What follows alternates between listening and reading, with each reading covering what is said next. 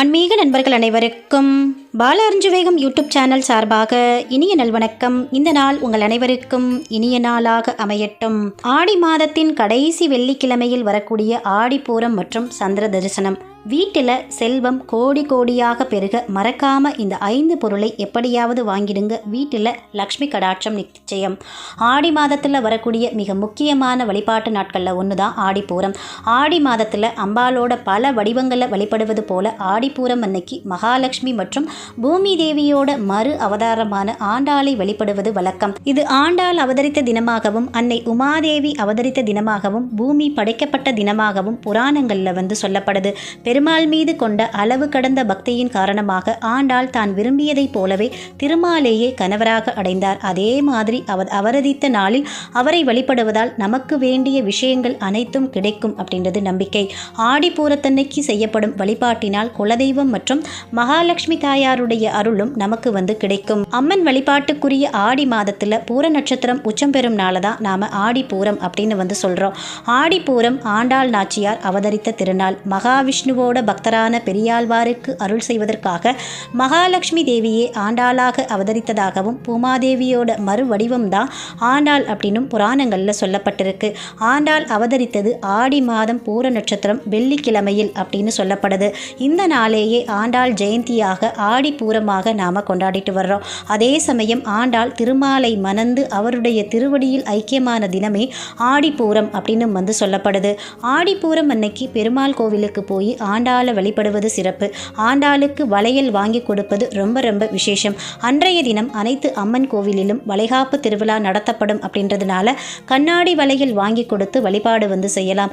கோவிலில் பிரசாதமாக கொடுக்கக்கூடிய வளையலை வாங்கி பெண்கள் அணிஞ்சுக்கிட்டா திருமணம் குழந்தை பாக்கியம் விரைவில் கிடைக்கும் அப்படின்றது நம்பிக்கை. இவ்வளவு சிறப்பான நாளில் நம்ம வீட்டு வாசலிலும் ஒரு சிறப்பான வழிபாடு செய்யணும். அது என்ன அப்படின்றத பார்க்கலாம். ஆடிப்பூரத்தன்னைக்கு சில மங்கள பொருள்களை வீட்டோட பூஜையறையில் வாங்கி வைத்து வழிபாடு செய்தால் வீட்டில் செல்வம் பெருகும். ஆண்டாள் நாச்சியாரே நம்முடைய வீட்டுக்கு வருவதா ஐதீகம்.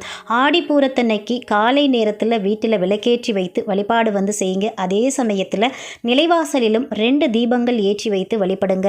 குலதெய்வத்தோட பெயரை சொல்லி நிலைவாசலில் விளக்கேற்றி வழிபாடு செய்தால் குலதெய்வத்துடைய அருள் நமக்கு கிடைக்கும்.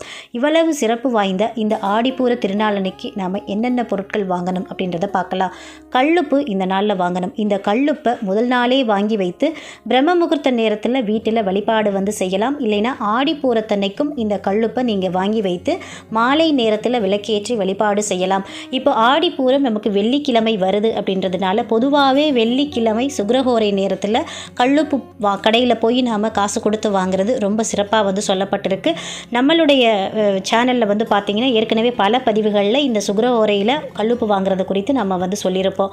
இருந்தாலும் நிறைய பேருக்கு இந்த சுக்கிரஹோரை வெள்ளிக்கிழமை எந்த நேரத்தில் வருது அப்படின்றது தெரியாமல் இருக்கும். அதற்காக மறுபடியும் இங்கே நான் ஒரு தடவை சொல்கிறேன். சுக்கிரஹோரை வெள்ளிக்கிழமை பார்த்தீங்க அப்படின்னா காலை 6 மணியிலிருந்து 7 மணி வரைக்கும் சுக்கிரஹோரை இருக்கும். மதியம் 1 மணியிலிருந்து 2 மணி வரைக்கும் சுக்கிரஹோரை இருக்கும். இரவு 8 மணியிலிருந்து 9 மணி வரைக்கும் சுக்கிரஹோரை இருக்கும். இப்போது வெள்ளிக்கிழமை நமக்கு ஆடிப்பூரம் வரதுனால அந்த காலையில் வரக்கூடிய 6 மணியிலிருந்து 7 மணிக்குள்ளே கடையில் போய் நீங்கள் கல்லுப்பு வாங்கி வச்சுக்கிறீங்க. இந்த வருடம் 2026ஆம் ஆண்டுக்கான ஆடிப்பூரம் அந்த பூர நட்சத்திரம் எப்போ வருது அப்படின்னு பார்த்தீங்கன்னா ஆகஸ்ட் 14ஆம் தேதி காலை 7 மணி 22 நிமிஷத்துக்கு மேலே தான் நமக்கு பூர நட்சத்திரமே ஆரம்பிக்குது. அப்போது அன்றைய தினம் அதாவது ஆகஸ்ட் 14ஆம் தேதி காலையில் 6 மணியிலிருந்து 7 மணிக்கு முன்னாடி நீங்கள் கல்லுப்பு வாங்கிட்டு வச்சுட்டீங்க அப்படின்னா 7 மணி 22 நிமிஷத்துக்கு அப்புறமா இந்த பூர நட்சத்திரம் ஆரம்பித்ததுக்கப்புறம் நீங்கள் வழிபாடு செஞ்சுக்கலாம். இல்லைன்னா அன்று மதியம் வரக்கூடிய அந்த சுக்கிரஹோரை நேரத்தில் மதியம் 1 மணியிலிருந்து 2 மணிக்குள்ளே சுக்கிரஹோரை நேரத்தில் இந்த கல்லுப்பை வைத்து வழிபாடு செய்யுங்க. அந்த நேரத்தையும் தவற விட்டுட்டீங்க, வேலைக்கு போகிறவங்களா இருக்கீங்க அப்படின்னா இரவு 8 மணியிலிருந்து 9 மணி வரைக்கும் சுக்கிரஹோரை நேரம் இருக்கும். அந்த நேரத்திலையும் இந்த வாங்கி வைத்த கல்லுப்பை வைத்து நீங்கள் வழிபாடு செய்துக்கலாம். அடுத்து 2ஆவதாக இந்த நாளில் நாம் வாங்க வேண்டிய பொருள் பார்த்தீங்கன்னா இனிப்பு சார்ந்த ஒரு பொருள் வாங்கணும். இது வெள்ளை சர்க்கரை. பொதுவாகவே வெள்ளை சர்க்கரை அப்படின்றது சுக்கிரஹோருக்குரிய பொருளாக பார்க்கப்படுது. இங்கே நீங்கள் இன்னொரு பொருளையும் சேர்த்து வாங்கலாம். அது பார்த்தீங்கன்னா வெள்ளை மொச்சையும் வாங்கலாம். இந்த வெள்ளை மொச்சையும் சுக்கிரனுக்குரிய தானியமாகவே வந்து பார்க்கப்படுது. அதே மாதிரி நாட்டு சர்க்கரை, வெல்லம் இதில் ஏதாவது ஒன்று வாங்கி வந்து வீட்டில் வைத்து நீங்கள் பூஜை அறையில் வைத்து வழிபாடு செஞ்சுட்டு அதுக்கப்புறமா உங்களுடைய உபயோகத்துக்கு பயன்படுத்திக்கலாம். அடுத்ததாக இன்றைய தினம் வாங்க வேண்டிய பொருள் மஞ்சள், குங்குமம். மஞ்சள் கிழங்கு அல்லது மஞ்சள் தூள் வாங்கி வீட்டில் வந்து வைக்கலாம்.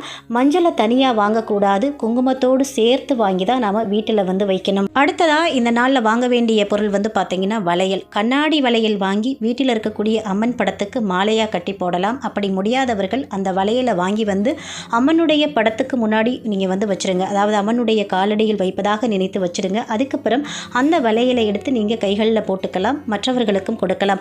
அடுத்து இன்றைய தினம் வாங்கக்கூடிய முக்கியமான பொருள், ஏன்னா இந்த தினம் வந்து பார்த்திங்கன்னா நமக்கு 3ஆம் பிறை தரிசனமும் வருது. சந்திரனுக்குரிய தானியமான பச்சரிசியை இந்த நாளில் வாங்கலாம். இந்த பச்சரிசி சந்திரனுக்குரியது மட்டும் கிடையாது, மகாலட்சுமியோட அடையாளமாகவும் பச்சரிசி வந்து பார்க்கப்படுது. அதனால் சிறிதளவாவது இந்த நாளில் பச்சரிசியை வாங்கி வந்து வீட்டில் வைத்து வழிபாடு வந்து செய்யலாம். இப்படி காலை நேரத்திலேயே நீங்கள் இதெல்லாம் வந்து செஞ்சு முடிச்சிட்டிங்க அப்படின்னா மாலை நேரத்தில் வரக்கூடிய அந்த இரவு 8 to 9 மணி சுக்கிரகோரை நேரத்தில் இந்த பச்சரிசியில் வந்து சர்க்கரை பொங்கல் செய்து அம்மனுக்கு வைத்து நீங்கள் வழிபாடு வந்து செய்யலாம். அடுத்ததாக இந்த நாளில் அம்பாளுக்கிட்ட வைத்து வழிபாடு செய்ய வேண்டிய இன்னொரு பொருள் வந்து பார்த்திங்கன்னா மருதாணி. இந்த நாளில் மருதாணியை வைத்து வழிபாடு செஞ்சுட்டு அந்த மருதாணியை எடுத்து வீட்டில் இருக்கக்கூடிய பெண்கள் கையில் வச்சுக்கலாம். மருதாணி இலையாக வைத்து வழிபாடு செய்தாலும் சரி, மருதாணியை அரைத்து விழுதாக வைத்து வழிபாடு செய்தாலும் சரி, அது உங்களுடைய சௌரியகம். அடுத்ததாக இந்த நாளில் நம்ம வாங்கி வைத்து வழிபாடு செய்ய வேண்டிய இன்னொரு பொருள் வந்து பார்த்திங்கன்னா காதோலை கருகமணி. இது மங்கள பொருட்களில் ரொம்ப ரொம்ப ஒரு முக்கியமான பொருள். அம்மனுக்கு வைத்து வாங்கி வைத்து வழிபாடு செய்ய வேண்டிய பொருள். நாட்டு மருந்து கடையில் பூஜை பொருள் விற்கக்கூடிய கடைகளில் இந்த காதோலை கருகமணி செட்டு அப்படியே வந்து விற்கிது. ஒரு பிளாஸ்டிக் கவருக்குள் காதோலை கருகமணிக்கு பதிலாக கருப்பு வளையல், மரத்தால் செய்யப்பட்ட சீப்பு, சின்ன கண்ணாடி இந்த மாதிரி வந்து விற்கிறாங்க. அதை வாங்கி அம்பாளுக்கு வைத்து பூஜை செய்தால் ரொம்ப ரொம்ப நல்லது. வீட்டில் செல்வ செழிப்பு உயரும் அப்படின்றது நம்ம முன்னோர்களுடைய நம்பிக்கையாகவே இருந்து வந்துச்சு. எதற்காக இந்த காதோலை கருகமணி வழிபாட்டில் வைக்கிறாங்க அப்படின்றதையும் நம்ம வந்து தெரிஞ்சுக்கலாம். பொதுவாக அந்த காலத்தில் இப்போ இருக்கிற மாதிரி தங்கம் எல்லாம் கிடையாது. திருமணமான பெண்கள் தாலிக்கு பதிலாக பனையோலையால் செய்யப்பட்ட தாலியை தான் கழுத்தில் வந்து போட்டிருந்தாங்க. காய்ந்த பனையோலையில் இன்னாருடைய மகளை இன்னாருக்கு திருமணம் செய்து வைத்ததாக எழுதி அதை சுருட்டி கயிறில் கோர்த்து கழுத்தில் வந்து கட்டிப்பாங்க. பனையோலைக்கு இன்னொரு பெயர் தான் தாள ஓலை. தாள ஓலையில் செய்ததால் தான் அதை தாலி அப்படின்னு நாம் சொல்லிட்டு இருக்கோம்.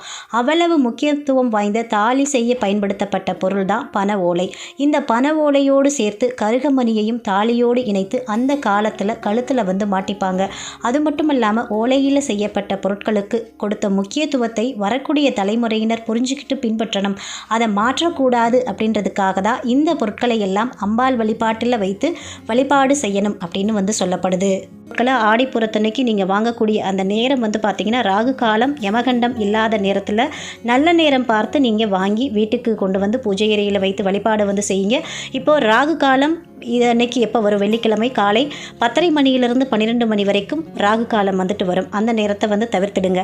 அடுத்ததாக யமகண்ட நேரம் எப்போ வரும் அப்படின்னு வந்து பார்த்திங்கன்னா மதியம் 3 மணியிலிருந்து 4:30 மணி வரைக்கும் யமகண்ட நேரம். இந்த 2 நேரங்களை தவிர்த்து மற்ற நேரத்தில் வாங்கிக்கலாம். நாம் முன்பே கொடுத்த ஏதாவது ஒரு சுக்கிரகோரை நேரத்தை வந்து தேர்ந்தெடுத்து அந்த நேரத்தில் இந்த பொருட்களை எல்லாம் வாங்கி வந்து வீட்டில் வைத்தும் நீங்கள் வழிபாடு வந்து செய்துக்கலாம். அதுக்கப்புறமா இதை நீங்கள் அதாவது சமையலுக்கு பயன்படுத்த வேண்டிய பொருளை நீங்கள் வந்து சமையலுக்கு வந்து பயன்படுத்திக்கலாம். அதே மாதிரி மருதாணியை கையில் வந்து வச்சுக்கலாம். இதனால் வந்து பார்த்திங்கன்னா மகாலட்சுமி தேவியுடைய அருள் நம்ம வீட்டில் வந்து நிறைந்திருக்கும். செல்வம் வந்து சேர்ந்துக்கிட்டே இருக்கும். அதிசக்தி வாய்ந்த இந்த நாளில் இந்த ஒரு சிறப்பான ஒரு எளிமையான வழிபாட்டு முறையை நீங்கள் செய்து அம்மனுடைய அருளையும் மகாலட்சுமி தாயாருடைய அருளையும் பெற்று அனைவரும் வாழ்வாங்கு வாழ்ந்து செல்வ செழிப்போடு வாழணும் அப்படின்னு சொல்லி இந்த பதிவை இதோடு நிறைவு செய்கிறேன். இந்த பதிவு உங்களுக்கு மிகவும் பயனுள்ளதாக இருந்திருக்கும் நினைக்கிறேன். இந்த பதிவு பிடிச்சிருந்தா உங்களுடைய நண்பர்களுக்கும் ஃபேமிலி மெம்பர்ஸ்க்கும் ஷேர் பண்ணுங்கள். அவர்களும் பார்த்து பயன்பெறட்டும். இந்த வீடியோ குறித்த உங்களுடைய சந்தேகங்களையும் கருத்துக்களையும் கமெண்ட் செக்ஷனில் சொல்லுங்கள். மற்றும் ஒரு நல்ல பதிவில் சந்திப்போம். அதுவரை உங்களிடமிருந்து விடைபெறுவது உங்கள் பாலா. நன்றி, வணக்கம், வாழ்க வளமுடன்.